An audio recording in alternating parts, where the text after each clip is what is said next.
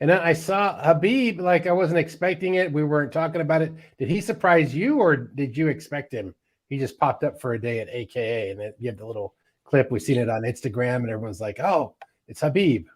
No, he told me he was going to drop by for a couple of days. Originally, he was going to be here a lot longer when Umar was going to fight. He was actually even going to not going to work the corner like people keep asking, but he was going to be with us to be there supportive and help coach. Because that's one thing he's never said he wouldn't ever stop is coaching the guys. He never said that. He said, you know, he's not the cornering, but he never said he stopped coaching. So when he has time, he will coach.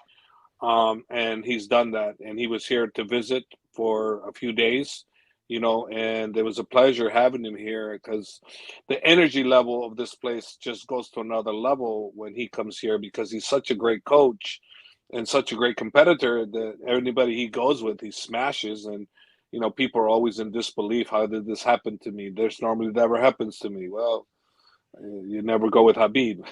You go with Habib. You know what smash means then. You fully People are waiting understand for the that to meaning of go away, and it doesn't go away.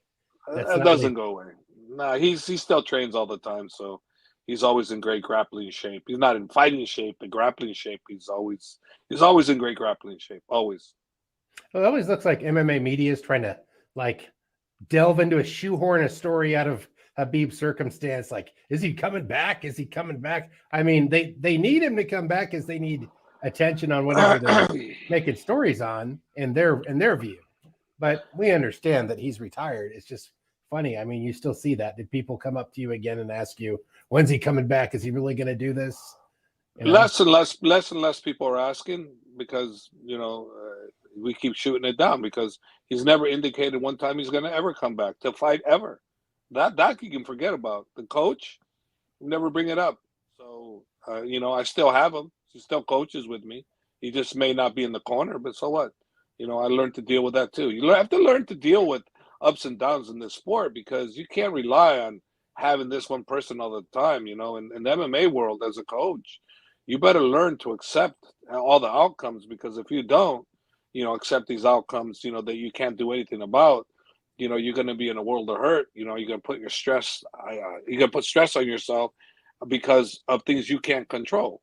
So for me, as soon as Habib said I'm done, that was it. I didn't go, oh my God. It's like, no, it's dead, done. What I got to do now? It's like, what do I have left? Well, I have me. I have my guys. I have the things that I can work on, and that's what we do. We move on. We go forward. We never look at what we lost. We admire what we had. We cherish what we had. But we also have to move on and proceed with what we have left, and that's what I do all the time. I never skip a beat. Never. So, I mean, in the 20 something years you've been coaching, nothing stays the same ever. So you learn to give up control. Did you ever think that when you were younger years, like, oh, I got to control this, or you're just like something just told you at one point, you know what, just flow, go with it, roll with it. Like, how did it come to mind? Understanding this. Well, by nature, I'm not a control freak, so I don't control anybody.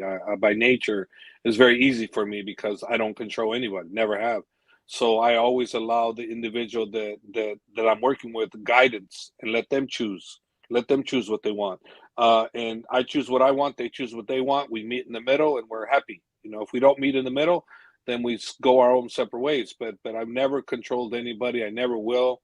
I always look at it, if I have to control you, that means I don't have you. That means you're not going to be here wanting to be with me. It's going to be one of those deals where you're going to do something that I want you to do because I want you to do it, not because you want to do it. So I always look for that individual, whether it be a fighter, a girl fighter, or a guy fighter, is that wants what they want, and we fit into that same program. We have to fit into the same program, but if they come into fit into my program, then better expect that they have a voice, they have an opinion, they have desires of what they want, and it has to go that way. Otherwise, it doesn't work.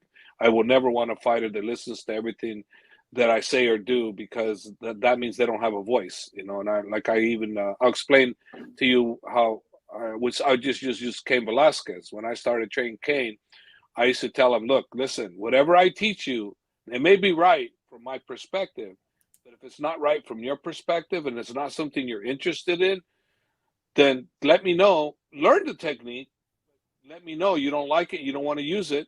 Then we'll just shelve it, and you can teach it to somebody else who may want to use it. But don't just listen to what I say and let's waste time with something you're never going to use. Let me know you're never going to use it, then we'll move on. I don't want to spend time with something that's not, something you're going to spend any time with or even try to do.